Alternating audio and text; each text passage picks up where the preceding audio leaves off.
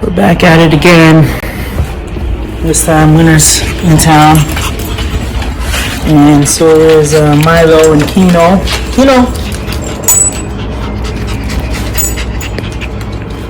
These doggies are in town today, which means we're going to put in an aftermarket seat,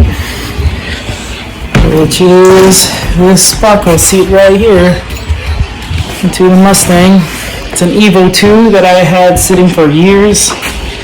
That was originally going to be put into a MX-5 a while back. I got these Corbeau sliders, but unfortunately it doesn't work with it because the Evo II has a wide base. So I'm fabricating these brackets with the help of my dad, and I'm going to end up marking things, drilling holes in it. My people in here are kind of moving, but this is where we are. All the drills I have died, and I still haven't gone through a hole yet. Those will line up there, and those will go to the seat. And then it will mount onto the brackets over there.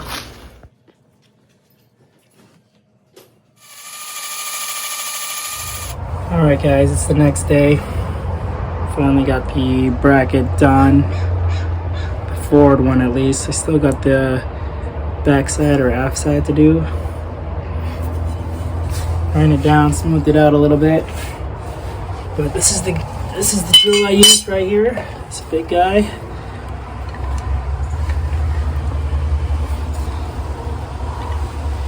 And I test fitted it on the actual bracket.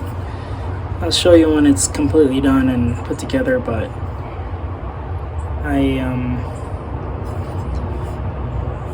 know these will line up, so we're all good there. On to the next bracket, I guess.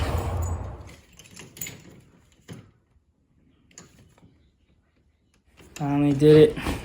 Both of these are drilled up, as you can see right there, and the holes are almost perfectly lined up with what I need them to be.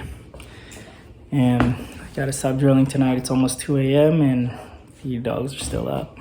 Okay, to make sure things are gonna stay decent for a while, what I've done is I've sanded the bracket and prepped it, cleaned it with some isopropyl alcohol, and then I'm gonna hit it with this POR 15 rust preventative gloss black paint to kind of match the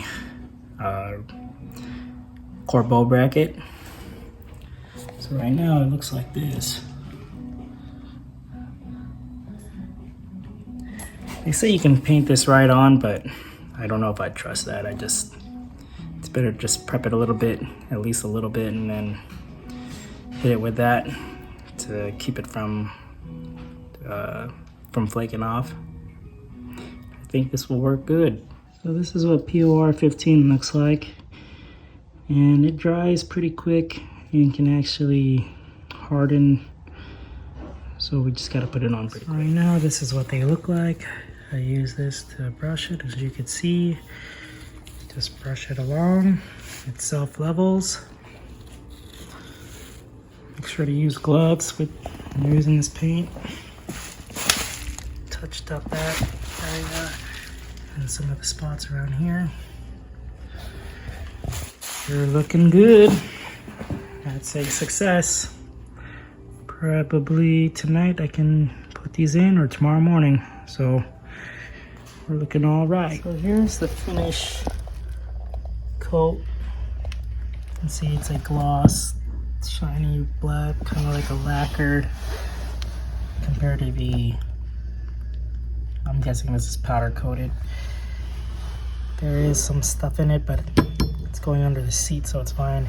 You can tell it created like a layer.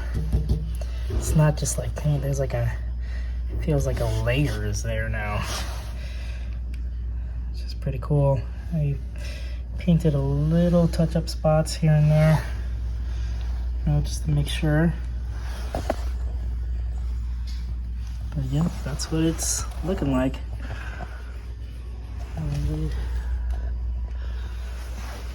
This is all going underneath, so you're not really gonna see, but it's kind of nice to have it black matched and protected from rust in case of the elements. Okay, it's a new day and I'm back at it.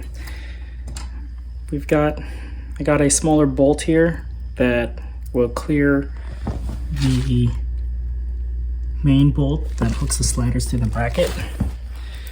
And these right here are 16 mil. They didn't have any 18s, but the rating on them is 10.9. I don't know if you guys can see that, 10.9. So 10 to 12 is for like automotive use. That's probably the best way to go. Just the tip. They're less likely to shear and break in the event of a hard sudden stop. All right, there it is. It is all bolted up. We took our time for a reason here, and things are working out. This is gonna be sweet. Awesome. So now we're finally at the car. We're here at the Mustang, and we're gonna take the original OE seat out. Let's see how it goes. It's interesting, the bolts on this one are a little different than what I'm used to. I'll show you what I mean. So I just took this jam nut off. See, it's got a weird pattern. And the bolt is actually bolted to the chassis with a hole through the seat bracket. So interesting. Usually there's a bolt that bolts to the chassis on other cars I've done. So anyways, we'll hold on. Let's hope it works. I got some of the bolts out. I'm kind of just leave them in this area. These were the cover plates that were on, and those latches link into the rail here. So I slid those off too, just to let you know. But there are electronics involved in this for the airbag and all that, so we'll have to unplug those. But I recommend that you take out at least the negative terminal on the battery before you start this project, which I already did. And disconnect the battery so this airbag doesn't blow up in your face. It looks like these were 15 mil. These will be 13 mil, the front. So this is more of what I'm used to right here. This is what came out of the front bracket. You can see in relation to the seat there. So take out that bolt. So it's kind of nasty down here. I do have a dog, so don't mind all the dog hair. But yeah, I'm gonna vacuum this up before I put it in. But these are the sensors that are underneath the chair. So you're just gonna push and pull, kind of like that.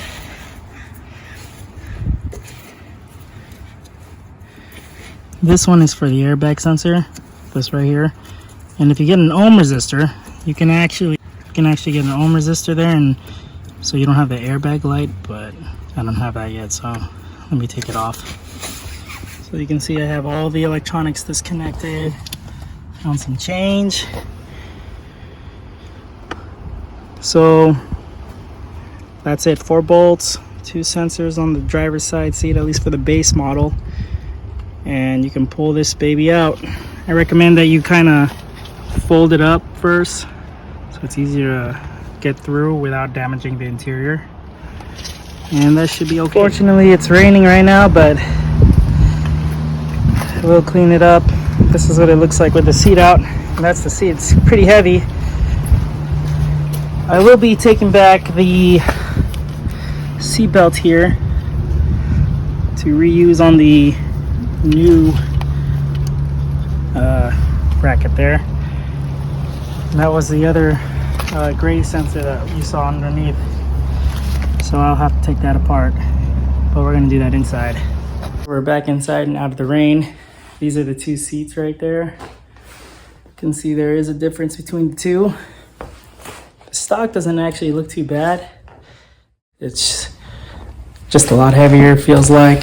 It's also not a fixed back, and also they only look good with a actual seat cover on or something, you know. Now that I have a good look at it, I turned it upside down. You can see I'm probably gonna take the seatbelt sensor off so the seatbelt light isn't on.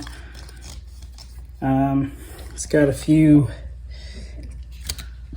mounts you just got to disconnect here, and right there, and right over here. And then I'm gonna mount it onto this one. I don't know if you can see that. Should be fun. Here's the seat belt in all its glory right here. So right now it's mounted, as you can see, loosely right now. I will have to find a correct washer for this to keep it from spinning out on me, which I will do later today after I mount the seat and I'm able to drive the car. Alright, so we're vacuumed here. A lot cleaner than it was, even though it's still a mess right now. But time to put her in. So right here, I'm gonna disconnect this bottom part. Just pry that up there. Disconnect that guy. And then we'll route this bottom piece through the seat. Alright, so I took it out. This one. And it's a T45 Torx bit. And now we can put the seat in, connect it here, and hopefully get the quick shot because it's raining. But so that's gonna go back in here, through here, laying over there. This is gonna, right now it's on the back mounts, but it's gonna look something like that. I'll get a better shot of it later when it's not raining so bad.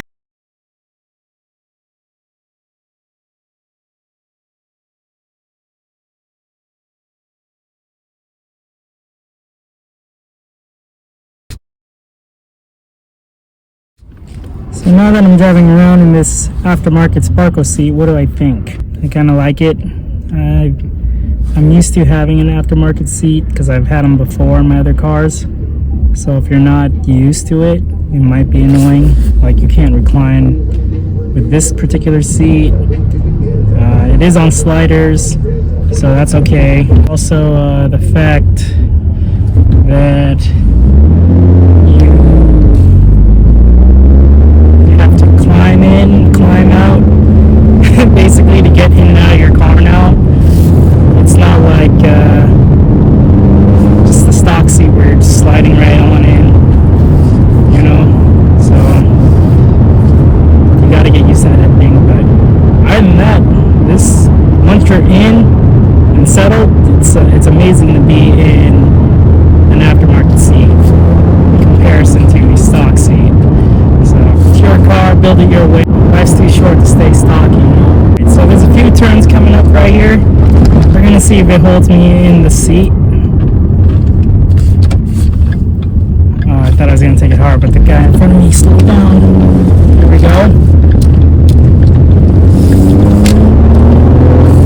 I'd say it did pretty good. I didn't feel like I'm shifting as much, so it felt real tight. You know, you're more connected to the car with an aftermarket seat compared to the regular stock seat. I'll take this next turn up here ahead too. See what it's like. We'll do it with a hard brake.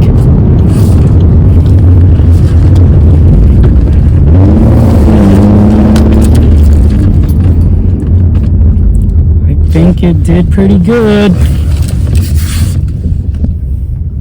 Anyways, made it where I needed to be, so hope you enjoyed this video. Like, subscribe, do what you do. Get yourself an aftermarket seat. It'll be worth it. Thanks for watching. Peace.